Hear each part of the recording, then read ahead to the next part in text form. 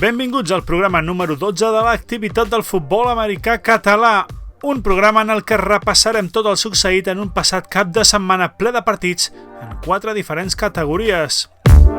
Començarem parlant del que va passar dissabte a Vilafranca del Penedès, on van viure un matí del millor flac, on van estar en lliça les categories SOS 13 i SOS 15.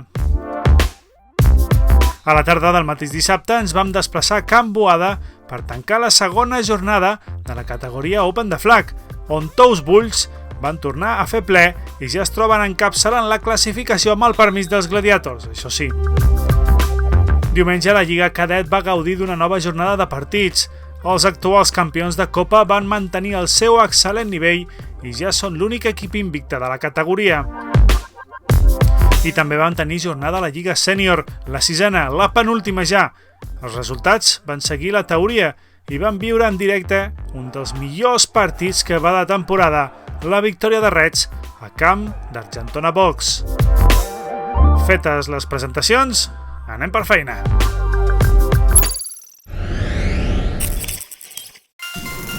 Anem amb el bloc de futbol flag, com acostumem amb els més petits en competició aquesta setmana, el SOS 13. Només hi va haver un equip que va aconseguir sumar les 2 victòries a la seu de Vilafranca, els Argentona Box. Gràcies a la potència física dels seus jugadors, es van imposar amb claretat per 27-0 a Terrassa Reds i 19-13 en un ajustat partit dels rapidíssims celtes. Els verds sí que van poder imposar-se en el seu altre partit de la jornada als locals Eagles per 36-6. Els vilafranquins també van perdre l'altre partit contra els Terrassa Reds per un clar 7-38. Qui van guanyar de forma clara van ser també els Ironmans de Vinaròs per 34-6 a Badalona Dracs, però no van sumar el 2-2 al perdre 19-13 davant Rookies. Uns Rookies que es van veure sorpresos pel joc directe dels Reus Imperials en un partit amb emoció fins al final que es va decantar pels reusencs amb un marcador de 30-27. Els Dracs, precisament, van sumar una treballada victòria davant els Imperials 26-18.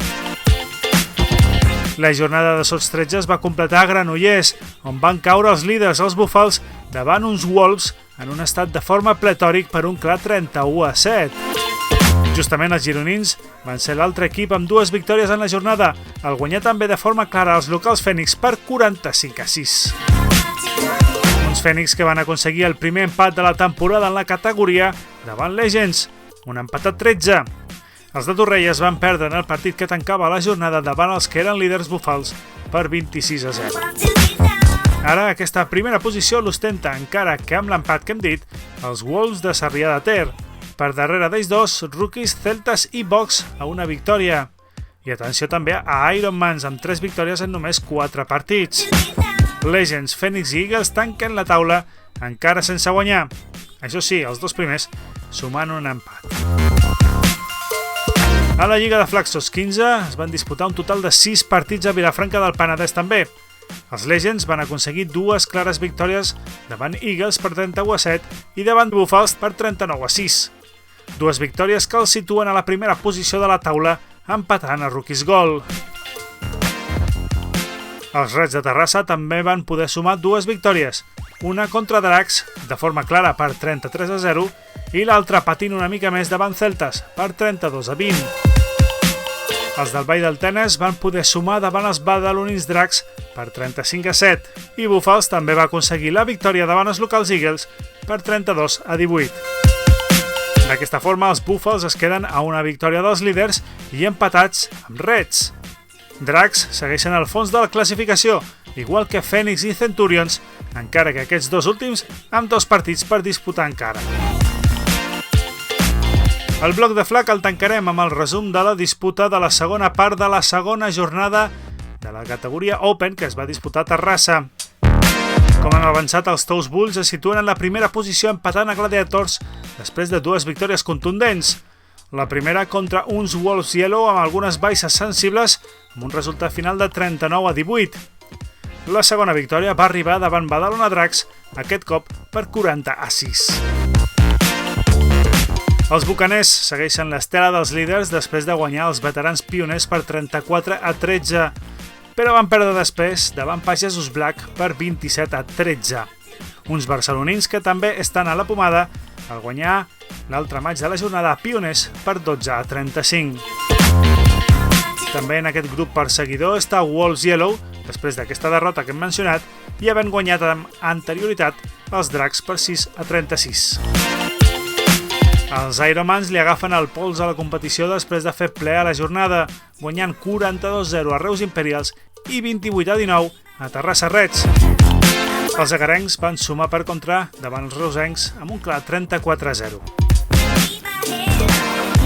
Així doncs, després de 2 jornades, Bulls i Gladiators es troben encapçalant la classificació, seguits de prop pels 2 equips de pagesos, els Wolves Yellow, Bucaners, Phoenix i Panthers, amb un balanç de 3-1. Segueixen sense guanyar encara Wolves Blue, Imperials Dracs i Uroloki. Aquest proper cap de setmana, sense temps per descansar, s'iniciarà la tercera jornada d'aquesta espectacular temporada de futbol flag a la categoria Open.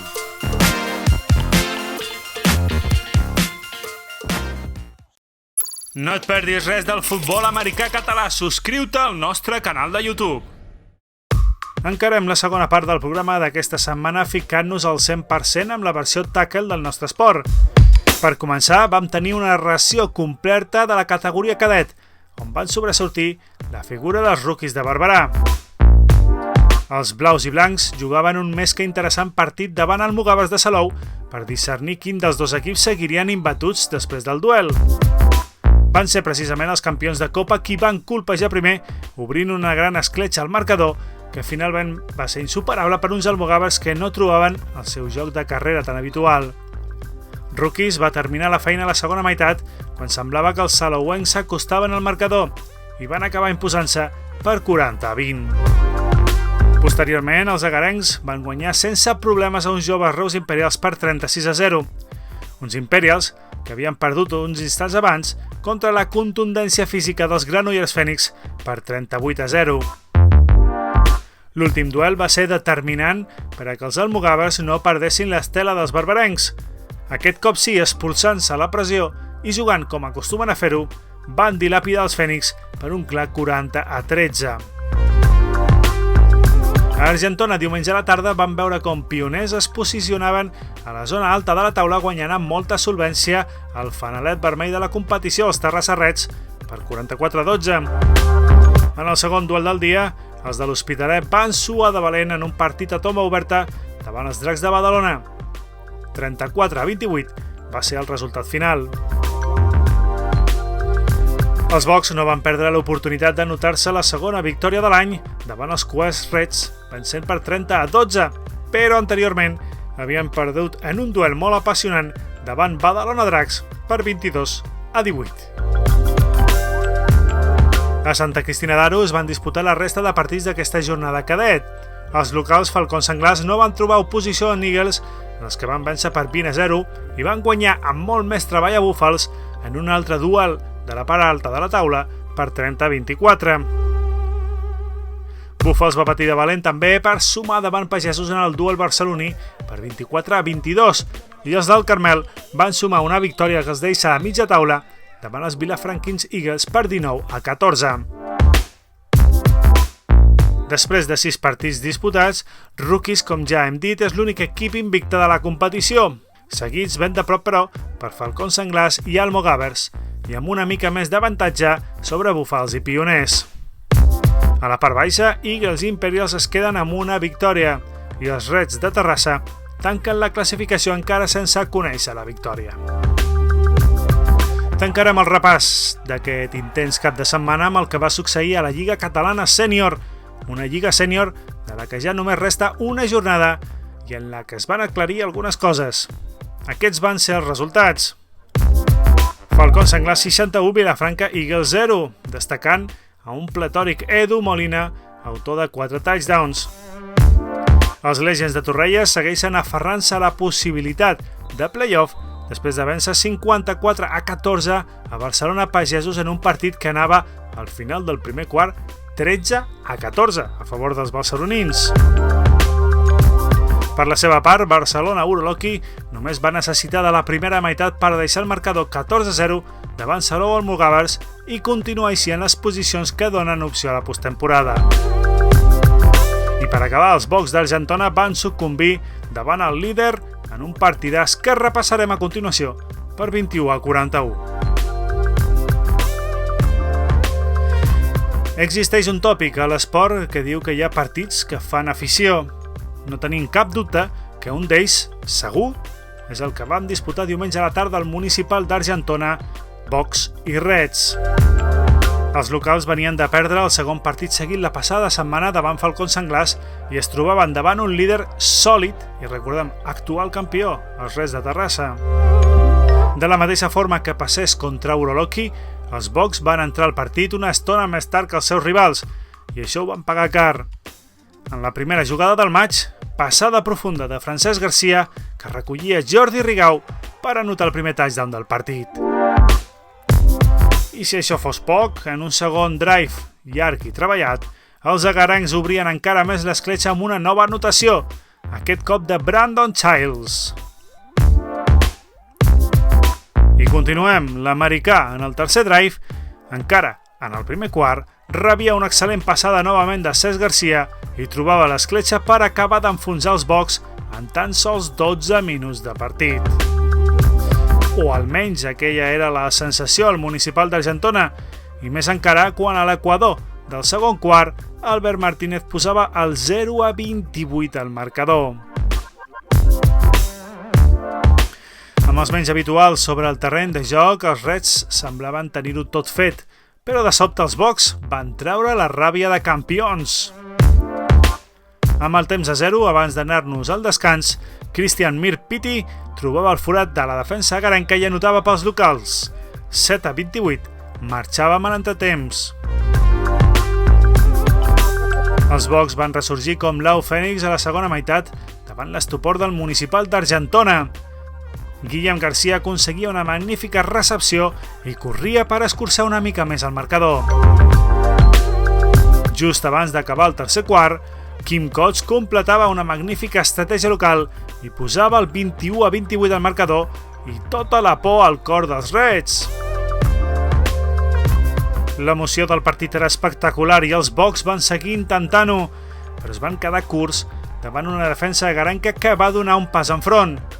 Miguel Aparicio va obrir distàncies aconseguint el que semblava en primera instància un safety, però que va ser realment una recuperació i un nou touchdown pels vermells. Aquest cop, a falta de 2 minuts, ja va ser insalvable per uns Bocs que van veure, a més, com Brandon Childs tancava el marcador amb una excel·lent cursa de retorn. 21-41 va ser el resultat final d'un partidàs emocionant que tots els aficionats i els mateixos jugadors van gaudir per tancar aquest cap de setmana. Els Reds es queden, doncs, invictes, empatats amb els gironins Falcons Senglars. Tots dos disputaran les semifinals a casa i es jugaran la primera plaça de la Lliga regular el proper diumenge 26 a terres gironines. La tercera plaça encara la mantenen Bocs, que visitarà el QE i que, si no hi ha sorpresa majúscula, també estarà als play-offs. Empatats amb els d'Argentona està Uroloki, que visitaran a uns pagesos que no juguen res més que l'orgull, i Legends, que jugarà a casa d'Eagles i que necessiten que o Bocs o Uroloki perdin i ells guanyar, esclar, per ficar-se a la postemporada. Així que es presenta una última jornada de Lliga increïble, però això, com tot el de més futbol americà a casa nostra, ho explicarem en properes edicions del nostre programa. Gràcies per la seva confiança i a seguir gaudint del futbol.